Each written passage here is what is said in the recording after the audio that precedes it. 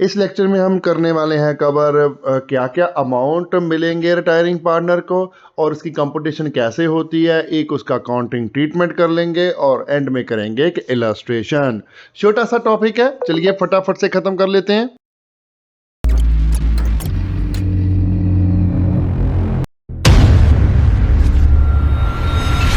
Hello दोस्तों, welcome back to tips.com। मैं हूं आपका अपना अकाउंटिंग दोस्त सरबजीत सिंह। आज हम करने वाले हैं पार्टनरशिप, जिसका हम चैप्टर कर रहे हैं रिटायरमेंट और डेथ ऑफ अ पार्टनर, जिसका हम नेक्स्ट टॉपिक आज करेंगे computation of amount due to retiring partner. अब हमने जो अमाउंट निकालना है कि कितना रिटायरिंग पार्टनर को देना है फर्म ने जब वो फर्म से रिटायर हो रहा है, तो हम क्या करेंगे, सिंपली उसका एक कैपिटल अकाउंट प्रिपेयर करेंगे जिसका हम बैलेंस निकाल लेंगे और उसके बाद हमें पता चल जाएगा जो भी उसका बैलेंस आएगा वो हम उसको अमाउंट पे करने वाले हैं। ओके, अब कैपिटल अकाउंट में क्या क्या इंक्लूड होगा, सबसे पहले तो हम डालेंगे opening credit balance of capital and current account of retiring partner. ठीक है, उनके ओपनिंग बैलेंस डाल लेंगे। Share in the gain on revaluation, अगर रिवैल्यूएशन पर गेन हुआ है तो उसका कितना शेयर है वो देंगे। Share of reserve and accumulated profit, share of goodwill of the firm, share of profit till the date of his retirement. पुराने तो दे दिए जो बैलेंस शीट में थे, लेकिन अब का भी कैलकुलेट करना पड़ेगा ना, जब वो आया है फर्म में, मतलब जब वो फर्म से जा रहा है उस पीरियड का भी तो देना पड़ेगा ना हमें। सैलरी और interest on capital due to retiring partner till the date of his retirement. ठीक है, ये सारा कुछ हम क्या करेंगे, उनको देंगे। ओके, अब ये जो सारी चीज़ें हैं वो देने वाली हैं, ये सारी के सारी कैपिटल अकाउंट की क्रेडिट साइड जाने वाली हैं। ठीक है, अब जो चीज़ें उनसे लेनी हुई है, कुछ कुछ जो उनकी तरफ लाइबिलिटी बनती हैं वो हम डेबिट साइड डालेंगे। वो कौन सी हैं?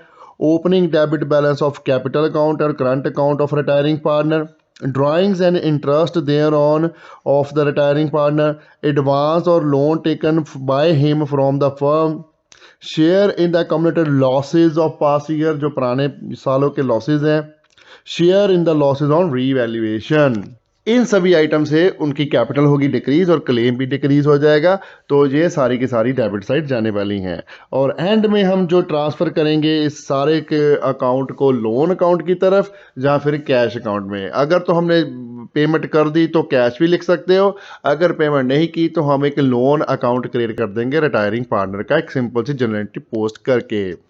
वो हमारी जनरेटरी बन जाएगी retiring partner's capital account debit to retiring partner's loan account. Okay, हमने जितना भी बैलेंस निकला कैपिटल अकाउंट का वो सारे का सारा लोन अकाउंट को ट्रांसफ़र कर देना है और बाद में वो इंस्टॉलमेंट में पेमेंट करनी है या फिर एक स्पेसिफिक पीरियड के बाद पेमेंट करनी है, वो देख के उस हिसाब की उसकी पेमेंट करनी है। ओके, आगे एक हम इलस्ट्रेशन कर लेते हैं फटाफट से टीएस गरेवाल की बुक में से। A, B and C are the partner in the business sharing profit and loss in the ratio of 3:2:1. Their balance sheet as on 31st March 2019 was, balance sheet हमें दी हुई है given।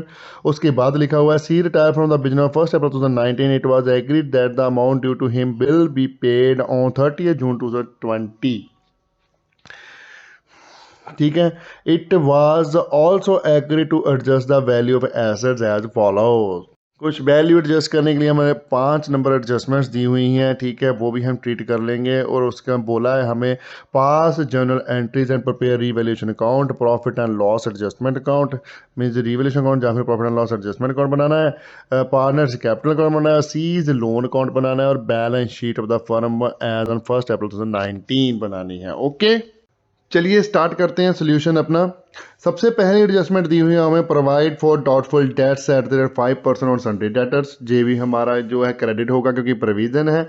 और दूसरी adjustment में दिया हुआ है रिड्यूस स्टॉक बाय 5% और मशीनरी बाय 10%। ये भी एसेट रिड्यूस हो रहा है तो क्रेडिट ही होगा।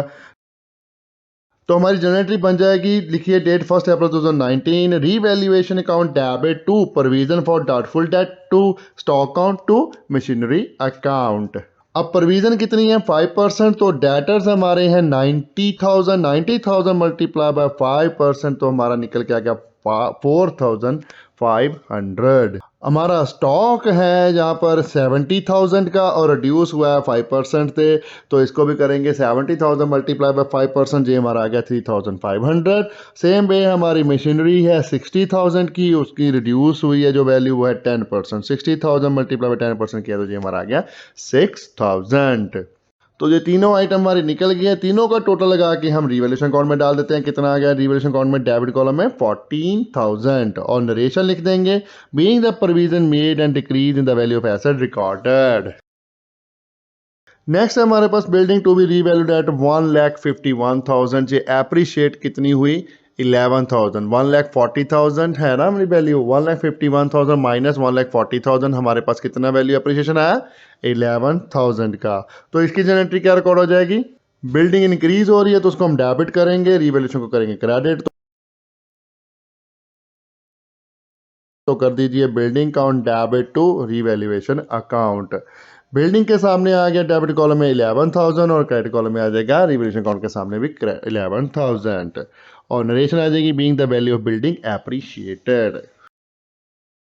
अब हमारे पास दो एडजस्टमेंट बची हैं, एक है goodwill of the firm valued at 1,50,000, दूसरी है A and B will continue to carry on the business and shall share profit and loss equally in future. तो इन दोनों ही एडजस्टमेंट में रिवैल्यूएशन अकाउंट में ट्रांसफर होने वाली कोई भी आइटम नहीं है, तो हम क्या करते हैं, अब रिवैल्यूएशन अकाउंट का प्रॉफिट एंड लॉस निकाल लेते हैं। पहले रिवैल्यूएशन अकाउंट को प्रिपेयर कर लेते हैं। दो जनरल एंट्री रिवैल्यूएशन अकाउंट में जाने वाली, तो दोनों को ट्रांसफर करके जो भी प्रॉफिट लॉस निकलेगा उसको डिस्ट्रीब्यूट कर देंगे अमंग द ऑल पार्टनर्स। तो पहली जनरल एंट्री हमारे पास जिसमें रिवैल्यूएशन अकाउंट हमारा हो रहा है डेबिट और तीन हमारे अकाउंट हो रहे हैं क्रेडिट, तीनों को हम रिकॉर्ड कर देंगे debit side of revaluation account. तो लिखिए to provision for doubtful debt 4,500, to stock 3,500, to machinery 6,000।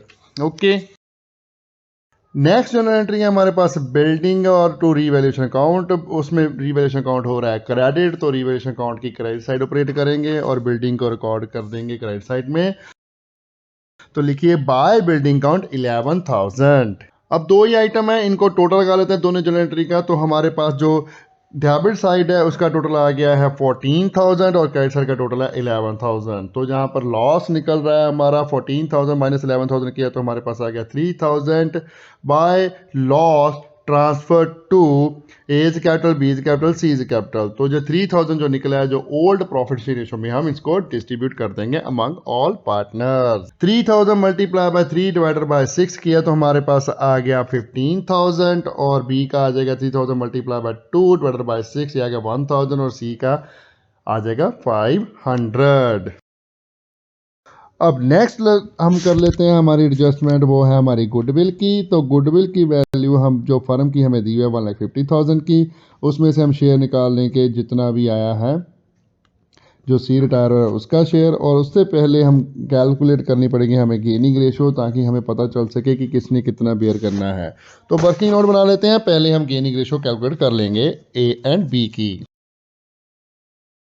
Calculation of gaining ratio करते हैं और गेनिंग रेशियो का फॉर्मूला हमारे पास new share minus old share. तो ए का गेन निकलेगा, न्यू शेयर ए का है 1.5 और माइनस कर देंगे उसमें से ओल्ड 3/6, तो ये निकल के हमारे पास आ गया 0, क्योंकि 3 से 6 डिवाइड किया तो वो भी 1/2 ही बनता है ना, 1/2 1/2 माइनस किया आपस में तो क्या हो जाएगा 0। सेम वे बी का गेन निकाल लेते हैं 1/2 माइनस 2/6, ये हमारे पास आ जाएगा 1/6 निकल के कैलकुलेट करने के बाद। ओके, सो इस केस में क्या हो रहा है, गेन कर रहा है ओनली बी, ए कुछ गेन नहीं कर रहा, तो जितना भी शेयर गुडविल का कैलकुलेट होगा वो सारे का सारा बी ही बेयर करेगा।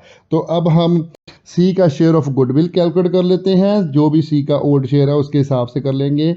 वो क्या फार्मूला है, total goodwill of firm into share of retiring partner. तो ये हमारे पास 1,50,000 मल्टीप्लाई बाय 1/6, तो जो निकल के आएगा हमारे पास गुडविल का अमाउंट 25,000, जो वो बेयर करेगा उसको बी। ओके,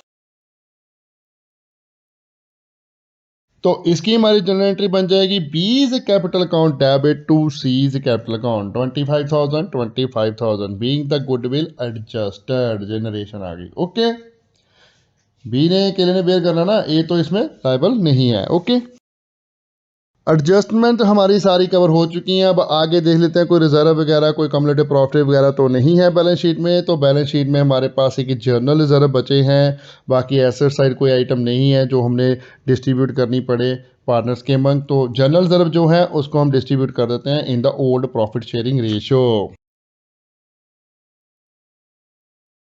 तो जनरल रिजर्व को हम कर देंगे डेबिट, क्योंकि वो क्रेडिट बैलेंस है, डेबिट करके उसको खत्म कर देंगे। General reserve account debit to A's capital to B's capital to C's capital. General reserve का अमाउंट हमें दिया हुआ है 60,000, तो डेबिट कॉलम में लिख दीजिए 60,000। ए का शेयर कैलकुलेट कर लेते हैं, 60,000 मल्टीप्लाई बाय 3 डिवाइडेड बाय 6, ये आ गया 30,000। सेम वे बी का कैलकुलेट कर लेंगे तो आ जाएगा 20,000, और सी का किया तो आ गया 10,000। नरेशन आ जाएगी being the general reserve distributed among all partners. चलिए अब हम पार्टनर्स कैपिटल अकाउंट पर पे कर लेते हैं, और उसके बाद एक जनरल एंट्री लास्ट जो हम ट्रांसफर करेंगे सीज का बैलेंस लोन अकाउंट में वो भी लिख लेंगे। जनरल एंट्री आप लिखोगे सारी इकट्ठी, लेकिन करोगे जैसे मैंने स्टेप बाय स्टेप आपको बोला है।